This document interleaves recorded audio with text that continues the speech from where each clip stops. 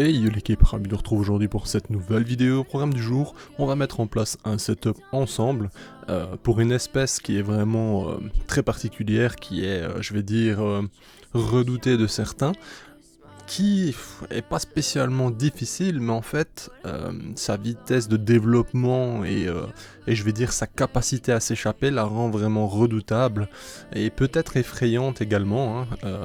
Bref, on va voir ensemble ce qu'on peut faire comme premier setup. Est-ce que ce sera parfait? J'en suis pas certain pour autant, mais bref, revenons en base, on commence, on fait notre petit tube classique, donc ce que je vous conseille c'est de bien tasser votre coton, de pas spécialement faire un énorme coton tassé, parce que au final si les fourmis absorbent l'eau, ça finit par s'assécher rapidement et ça peut avoir quelques difficultés à se réhumidifier sur les extrémités, et par conséquent votre réserve d'eau devient obsolète. Alors moi je conseille vraiment de tasser un minimum et de s'arrêter juste avant d'humidifier absolument toutes les parties du coton, ça évitera les coulées dans le tube notamment. J'utilise un substrat Exoterra donc, que je vous montrerai bientôt, je pense que je vais refaire une série de vidéos tuto avec justement ce que j'ai appris sur le temps, le retour d'expérience, etc. Bref, donc je vous parlerai des substrats. Donc j'ai tout simplement mis en place celui-ci. Je mets aussi de l'anti-évasion parce que c'est extrêmement important avec cette espèce, vous allez le voir et le comprendre rapidement. Ceci est un setup provisoire dans le but de les faire développer jusqu'à 1000-1500 ouvrières maximum, et ensuite il faudra passer sur autre chose. Une fois que l'anti-évasion est appliqué absolument partout, on est presque prêt. On va également mettre un abreuvoir que je badine exactement de la même façon d'anti-évasion, excepté le bas. Ceci pourrait mener à des pertes dans cette future colonie, parce qu'effectivement, chez Caribara diversa, elles peuvent s'engluer assez facilement dans l'anti-évasion, mais si vous ne prenez pas ces mesures, ça va vraiment être une galère par la suite. Alors, nous sommes donc sur une petite fondation de Caribara diversa, on a une centaine d'ouvrières actuellement, ce qui est très bien. Je vous informe d'ailleurs par la même occasion que chez Caribara, on a énormément de castes. Qu'est-ce que j'entends par caste? Ce que vous avez à l'image, par exemple, ce sont des minimes.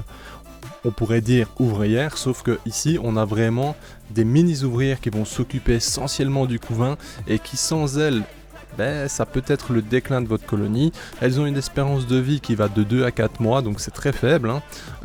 Et on verra d'ailleurs dans cette colonie, si elle prospère, qu'on a des castes différentes, comme vous l'avez à l'image. On a, je vais dire, des médias, des majors, des super majors, des ouvrières classiques, bref, il y a vraiment beaucoup plus de castes et des tailles nettement différentes, ce qui nous amène à un polymorphisme assez exceptionnel. Vous l'avez déjà remarqué, regardez, elles vont explorer immédiatement, et comme je vous disais, c'est un peu bébête. En fait, c'est super intelligent, mais bon, ici c'est plein d'anti-évasion, c'est pas grave, on va quand même foncer dedans, bref. Voyez l'idée, donc c'est pour ça que je pourrais avoir des pertes. C'est une espèce qui est super intelligente. Je viens de dire qu'elles sont bébêtes, mais croyez-moi, c'est super intelligent. Avec le substrat, elles peuvent aisément en placer partout pour passer l'anti-évasion. Enfin bref, c'est une espèce qui peut vous amener énormément de galères. Et en cas d'évasion, ça peut décimer une de vos colonies sans aucun souci. C'est une espèce qui est nommée Marauder Ants. C'est une fourmi qui dans la nature peut faire des colonnes littéralement pour faire un raid, un peu comme vous connaissez chez Faidal, etc. mais en plus fou encore. Une fois qu'elles ont établi une colonne pour aller chercher de la nourriture, elles peuvent réellement décimer une autre colonie pour leurs besoins. Et sachez que leurs facultés, leurs petites ouvrières et ainsi que d'énormes majors avec quasiment la taille de la reine font que l'ensemble est très très très puissant. Bref, j'espère pouvoir vous le montrer si celle-ci se développe bien, mais franchement on a une très très bonne fondation, on n'a plus qu'à croiser les doigts et bien nourrir. Sachez que sur la durée, gérer une colonie de Caribara, que ce soit diversa ou d'autres, ça peut vraiment devenir compliqué, il faut être prêt, il faut des setups hermétiques, il faut vraiment user de ruses comme des abreuvoirs extérieurs, c'est-à-dire qu'ils viennent se mettre dans des trous de 10, comme ça vous avez toujours cette sécurité, cette aisance pour enlever l'abreuvoir. Bref, il y a pas mal de choses à voir et à prévoir surtout avec elles. J'ai déjà eu la chance d'observer notamment de grosses colonies chez des amis, hein, Stéphane notamment, chez Antoine, donc je vois ce que ça peut devenir, comment ça peut rendre et le bordel que ça peut être, notamment avec le substrat, donc voilà, c'est comme je dis, il faut vraiment avoir des... faut s'accrocher, faut être prêt. Alors, vous le voyez hein, dans les images, l'arène est énorme à côté des minimes, ce qui vous montre un peu ce que ça peut devenir plus tard. Alors, par la suite, il y a ce qu'on appelle dans cette, je vais dire chez les Capybara, des super majors qui peuvent atteindre quasiment la taille de cette reine. Ce qui vous imaginez est impressionnant.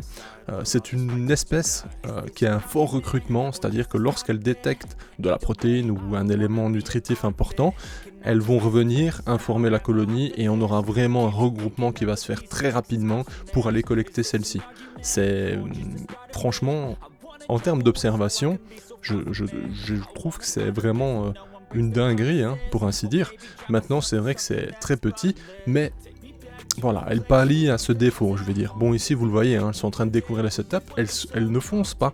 Étrangement, il y a certaines espèces plus courageuses qui vont vraiment se lancer dans le grand bain instantanément. Celles-ci, non, elles prennent l'information en se déplaçant en groupe.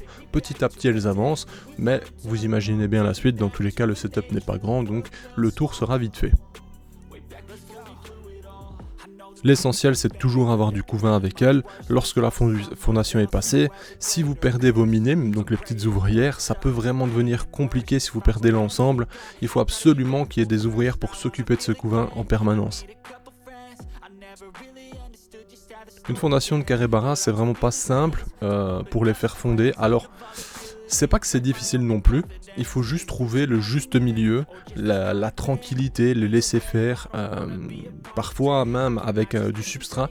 Ce qui réussit bien en général pour la fondation, c'est d'avoir un tube où vous leur proposez vraiment une tonne de substrat. Elles vont faire leur petit système où elles vont d'ailleurs mettre dans le fond du tube une grosse couche de terre et ensuite devant elles une couche également. Elles vont s'enfermer, si je puis dire, dans cet endroit et fonder comme ça. Bref, c'est hyper intéressant, mais ce n'est pas super simple. Enfin, je n'ai pas fait non plus des centaines de tests. C'est un peu comme toutes les espèces, hein. Il faut apprendre, comprendre, découvrir, observer ce qu'elles vous passent comme message et ensuite vous avez vos réponses et généralement une fois que vous avez compris ça va tout seul. C'est pour ça également que trouver une bonne fondation de Capybara etc. ce n'est vraiment pas simple. Comme je dis, si vous souhaitez en acquérir, contactez le vendeur, demandez à voir le couvain, l'état du couvain, c'est très important. Et si le couvain est quand même assez généreux comme vous pouvez voir en image, hein, là c'est un couvain correct, c'est pas énorme mais c'est correct. On se rend pas bien compte à l'image mais il y a vraiment, je veux dire 1 cm de couvain tassé sur le fond derrière la reine, donc c'est franchement acceptable pour une fondation de ce style. Ce que je vous dis là c'est de la prévention, c'est un retour d'expérience au travers de mes collègues en soi, qui m'ont déjà informé que voilà, si tu partais sans couvain comme ça, c'est très compliqué. Bien entendu, moi je n'ai pas encore suffisamment d'expérience pour me permettre de vous indiquer quoi faire exactement. Ce que je peux vous dire, c'est de faire attention en tout cas, être sûr de son setup, qu'il soit parfaitement hermétique, au risque d'avoir une invasion, je vais dire, d'une autre colonie chez vous et que ça tourne mal.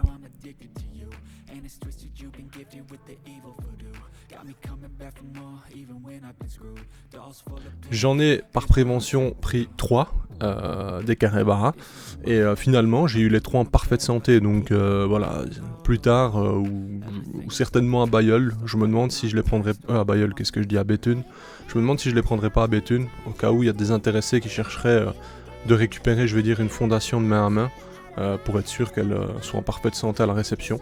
Donc voilà, au pire des cas, je les prendrai certainement là-bas. Je vous informe déjà au travers de cette vidéo. D'ailleurs, je vous en parle un peu plus de Béthune. J'en profite. Petite ellipse dans cette vidéo.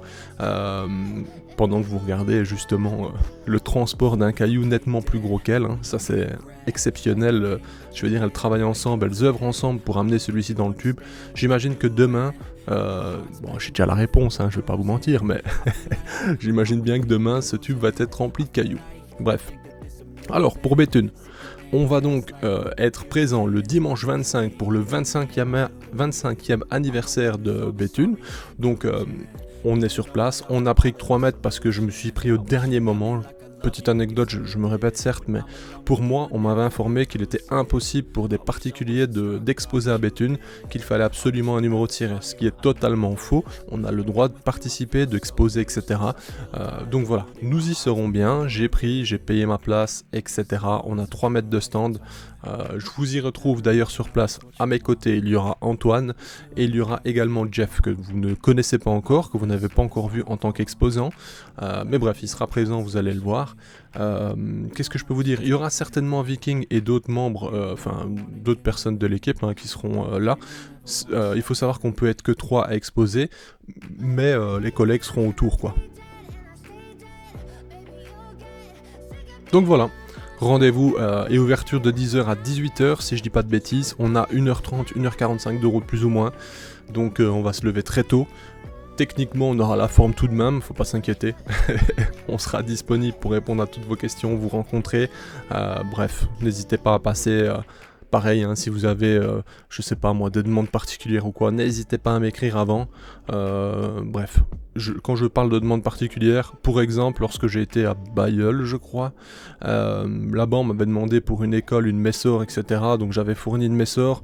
Il y avait eu je ne sais plus quelle demande aussi où j'avais donné des Camponotus nicobarensis. Alors à savoir que sur la bourse, techniquement, on n'a pas le droit de donner quoi que ce soit, c'est dans le règlement.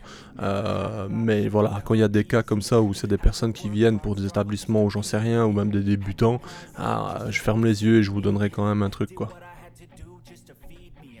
Pourquoi on n'a pas le droit? C'est certainement pour une concurrence déloyale envers d'autres commerçants qui pourraient potentiellement vendre les mêmes choses. Sauf que pour information, à Béthune, je pense qu'il n'y a que 2 exposants fourmis, nous compris, donc sincèrement, en termes de concurrence, il n'y a rien du tout, quoi.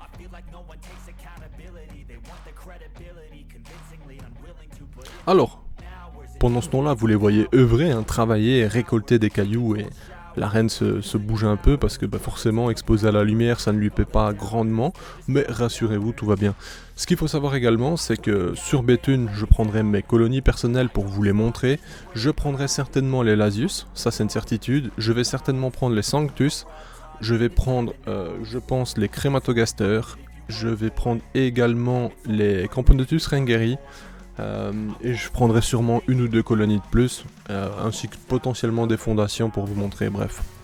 Donc il y aura de quoi voir, sincèrement, ça sera plutôt cool, sachant que les collègues vont prendre des trucs aussi, notamment des Maculatus, dans un amphithéâtre aussi. Il y aura techniquement des Fetchinkoi, des Nicobarensis en colonie, il y aura... Qu'est-ce qu'il y aura d'autre? Peut-être de l'Ondotomachus, bref, il y aura quelques trucs sympas dans tous les cas, franchement vous allez pas venir pour rien. Et de plus, je dis ça, mais même si vous aimez, je vais dire, la Terrario, l'Aquario, etc., techniquement sur la bourse, que je n'ai pas encore fait, c'est la première pour nous, ça semble être vachement grand, vachement intéressant, donc je pense que vous allez passer une bonne matinée, bonne après-midi, n'importe, mais je pense que vous devriez vous régaler. Alors, j'ai regardé aussi dans les règlements, etc. Pour les visiteurs, les animaux sont interdits, vous ne pouvez pas venir avec vos animaux, c'est-à-dire votre chien, etc. Qu'est-ce qu'il y avait d'autre? L'entrée, je crois que c'est 5 €, sauf pour les jeunes, etc. Bref, je sais plus exactement, mais vous pouvez taper Béthune, etc. Vous tomberez sur l'affiche, vous aurez toutes les informations, ainsi que l'adresse par la même occasion. Mais rassurez-vous, dans une vidéo proche de la bourse, je mettrai certainement tout en lien en description, comme ça sera plus simple pour les intéressés de venir. Revenons-en à nos petites capybaras. Ici, j'ai mis de la protéine, ce qui est certainement leur plat favori, j'ai envie de dire. Elles s'en délectent dès qu'elles le peuvent. Et directement, on voit, le recrutement est phénoménal. Alors ici, la blatte est bien morte, sauf que les nerfs lui permettent encore de gesticuler, si je puis dire. Et donc, ça peut être dérangeant sur des petites fourmis. C'est-à-dire que lorsqu'il y a une petite excitation des pattes, pouf, elles peuvent voler, parfois même être blessées. C'est également pour ça qu'il ne faut pas donner de vivant à ce stade-là. Sachez que plus tard, lorsque la colonie est vraiment installée chez Capybara, vous pouvez nourrir au vivant. Certes, il y aura des pertes parce que elles vont se débattre et forcément ça peut blesser, je veux dire, vos fourmis, mais voilà, en nature, je veux dire, toutes celles qui sortent ne rentrent pas spécialement dans la colonie, donc c'est parfois une sorte d'équilibre. Bien entendu, c'est pas pour autant que je vous dis de le faire, mais sachez que c'est une espèce qui est pleinement capable lorsque c'est une colonie, j'entends bien, quand vraiment il y a déjà des milliers d'ouvrières, elles sont parfaitement capables d'immobiliser un individu, de s'en occuper comme elles le feraient en nature. Cette grosse mémère, franchement, elle est plutôt cool, hein. Savoir que Capybara, il y en a quand même pas mal. Il faut savoir également que Capybara, ça devient très gênant pour pas mal de locaux, notamment en Asie, hein. Lorsqu'elles sont implantées, qu'elles font des raids dans leur maison, enfin bref, ça peut vraiment devenir une galère. Donc, réfléchissez bien avant de faire l'acquisition de cette espèce, ça devient très vite populeux, ça a des besoins assez conséquents par la suite, ça a besoin d'un setup parfaitement hermétique. Bref, voilà, vous avez compris je pense, je me dois de faire cette prévention parce que c'est un être vivant, ce n'est pas un jouet, il va falloir l'assumer bien entendu. Mais bon, c'est plutôt cool comme espèce, franchement, je me suis dit c'est bien de vous les montrer sur la chaîne, de vous faire connaître l'espèce en soi. Objectif, arriver à une colonie, je sais pas moi, de 4-5 000 ouvrières, histoire de vous montrer le recrutement par la suite, comment ça devient, etc. C'est vraiment, je trouve, une dinguerie.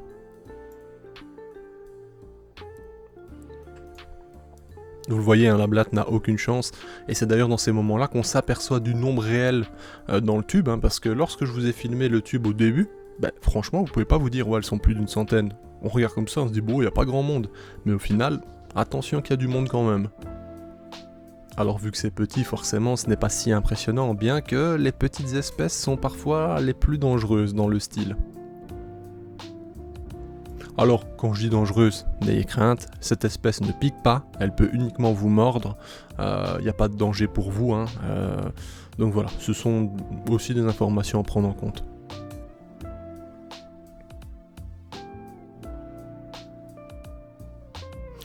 Et voilà, on se dirige tout doucement vers la fin de cette vidéo.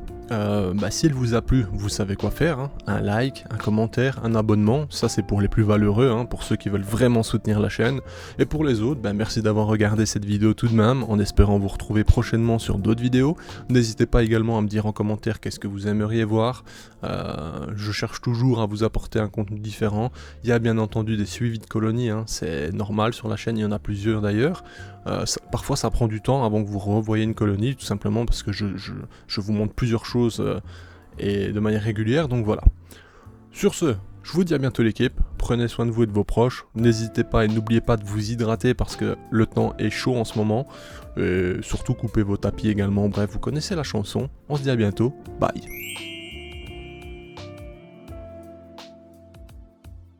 Hey, si toi aussi tu as apprécié la vidéo, n'oublie pas de t'abonner, de laisser un like, voire un commentaire, ou même de nous suivre sur les réseaux. Merci et à bientôt l'équipe.